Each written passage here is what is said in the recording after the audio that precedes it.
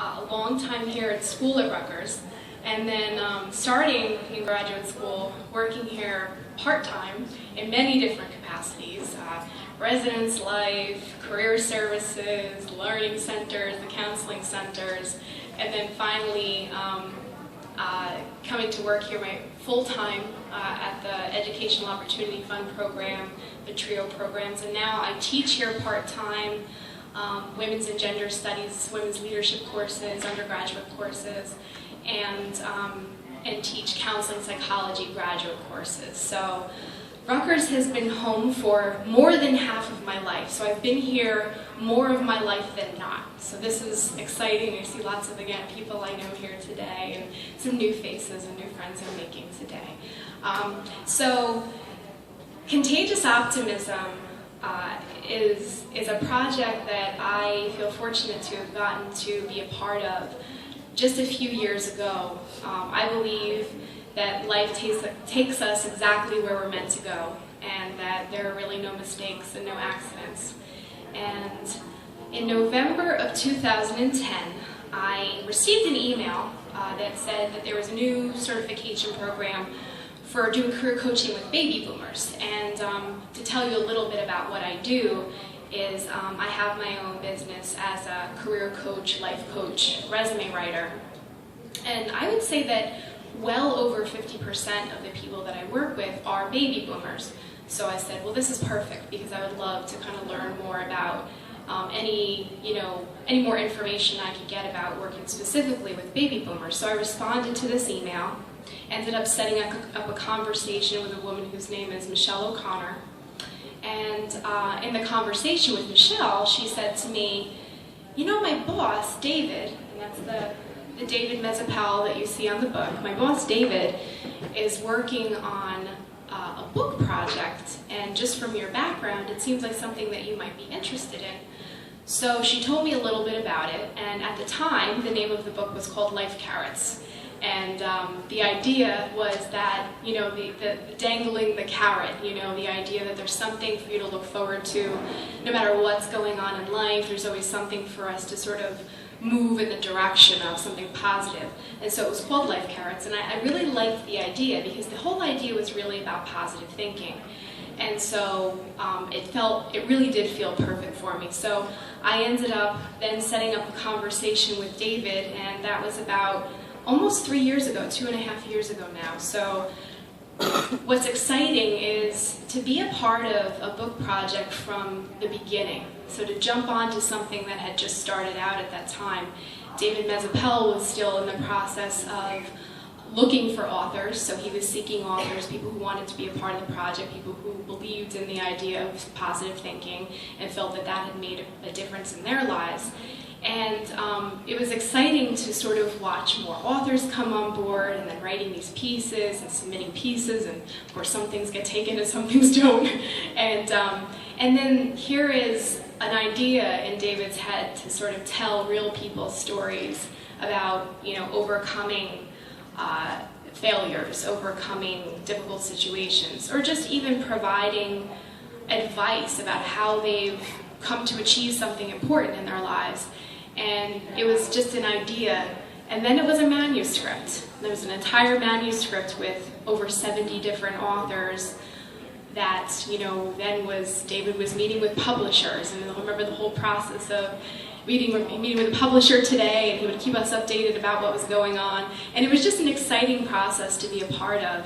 And then eventually the day that Viva Editions decided to take on the Life Carrots manuscript, and then the process of the change in title to Contagious Optimism, which is, I think, a really fitting title. You read the stories in Contagious Optimism. You have 70, well, actually, I think over 70 authors in the book, all across the country, some elsewhere, not even in the United States, so across the globe.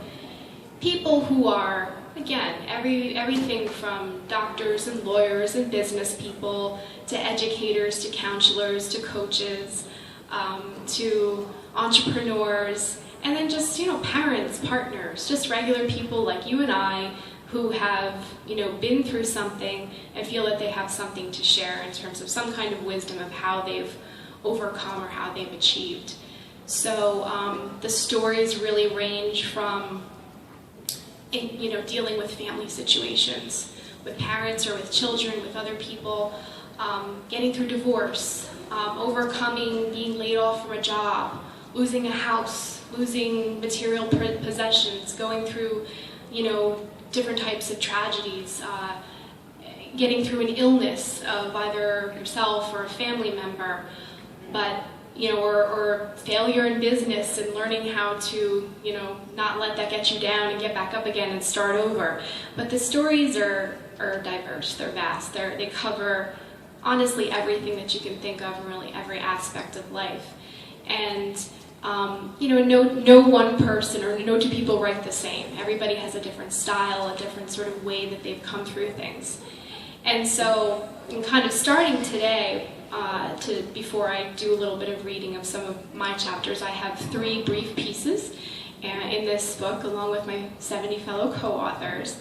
And I thought it was fitting, since it's all about stories and telling stories, to just kind of tell a little bit of my story. So those who do know me know that I consider myself a positive psychologist. So my background, again, is in counseling. And what I've always loved about my training in counseling psychology, which I felt was different from clinical psychology and why I chose counseling, was that it's really about strengths. When we think of psychology, many of us think of shrinks, right? Getting diagnosed. What do I have? What's wrong with me? It's all about what's wrong with me. What's wrong with me? Tell me what's wrong with me. And what I loved about the field of counseling was that it was really more about what's right with you, and not so much that we shouldn't ever, focus on what's wrong, and that we don't have room to grow from areas in our life that we might, be weaker or more limited, but that there's plenty right with all of us. And how can we really think about what's right and help people work from there instead?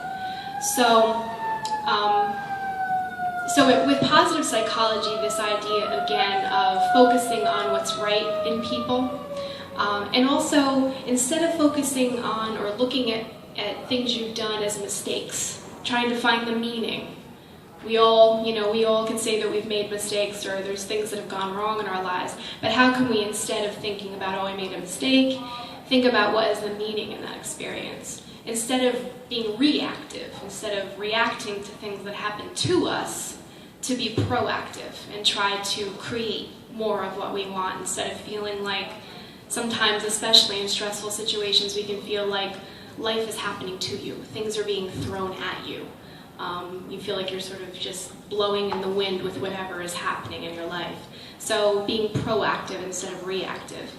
And really being constructive instead of destructive. And I think that while things can happen to us that do, they come from outside forces, I think that a lot of what we deal with in life, we do have the ability to be more constructive in how we deal with it. That we don't necessarily have to let it destroy us. But sometimes we do, and that's sort of a reality. So in sort of sharing how I came to love positive psychology so much, I guess it's fair to say that we need to first walk through the dark before we can find the light. And I certainly feel that way in my own life. There was a period ranging from when I was probably high school, college, and about halfway through graduate school that I would say that I was a pessimist. I was a worrier, big worrier. I spent a lot of time wallowing in the past, thinking about things that had gone wrong, feeling bad about things that I had done, wondering what I could have done better, going over and over things, beating myself up, worrying, doing a lot of worrying, catastrophizing about the future, thinking, even when things would go well, right? When something's going well, you ever have that moment where you go, what's next? The next shoe is going to drop, as the old statement goes, right? Even when things are good, we can find a way to ruin it. And I did a lot of that too. So when things are going well, saying, what's next? Something's going to happen now. Things are going too well. So a lot of catastrophizing. And no real planning though. I kind of just was blowing with the wind with whichever way life took me. So no real planning or thinking about how I was going to make anything different in my own life, but just really, again, wallowing in the past and worrying about the future. And this was, again, something that I think that sometimes when we worry, it feels like we might, almost like it's an attempt to control, right? We worry because we think that if I keep worrying, somehow I'm going to miraculously be able to control my future and make things different. And what I, sort of well over a decade of being a worrier and a catastrophizer and a pessimist, really finding that it definitely wasn't making my life any better. I was unhappy. I was stressed. I certainly didn't have any feelings that anything positive was coming my way. And I think really even worse, I believed that I could be happy, but I had kind of put all these parameters on what it would take for me to be happy. So especially in graduate school, when I think of being in the doctoral program, spent a lot of time thinking that, well, this is a limbo right now. It's okay that I'm not happy right now, because when I get my doctorate, then I'll be happy, because then that will be done. So I'm just waiting for when school is done, then I can get to be happy. So that's okay. And then the next thing was, well, maybe, when I get a good job, when I get the right job, make the right amount of money, the right title, then I'll be able to be happy. And then, when I'm not living in an apartment anymore, when I get a house, when I have my own house, my first house, then I'll be able to be happy. So lots of rules. I see a lot of smiles. Maybe some of you might have said something like this to yourselves before. So it's, realizing that there came a time when the psychological or the emotional, what I was doing to myself psychologically and physically and being so unhappy and worrying and being stressed and anxious, became physical.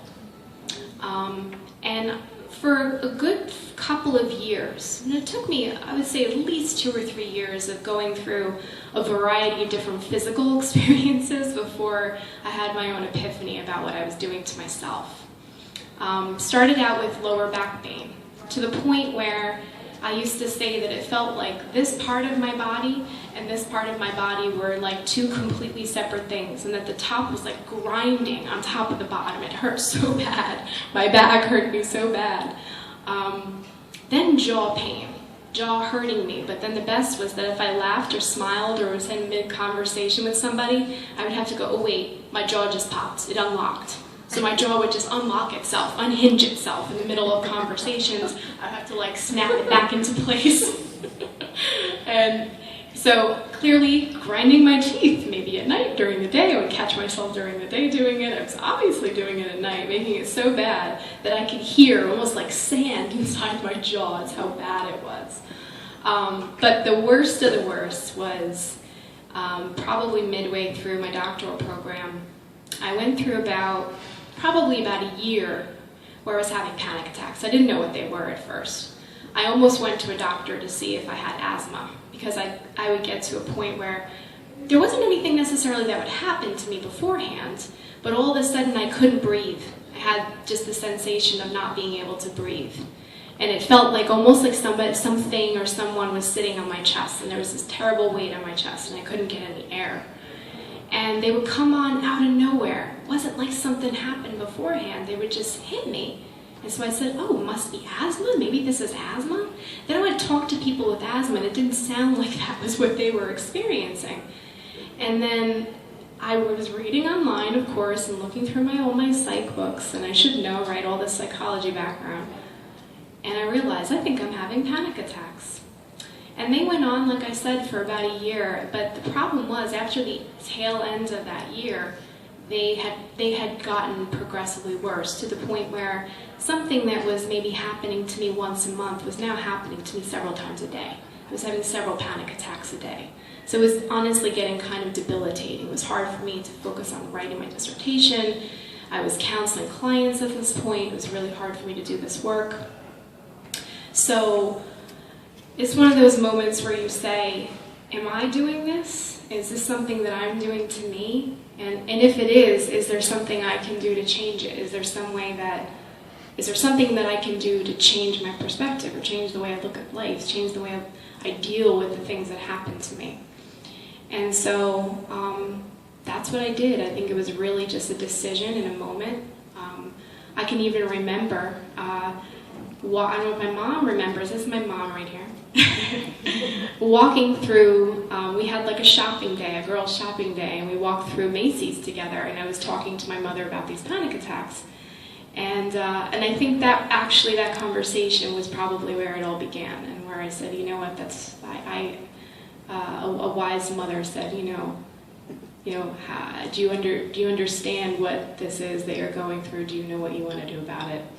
So that was the day that I tried to sort of change my perspective.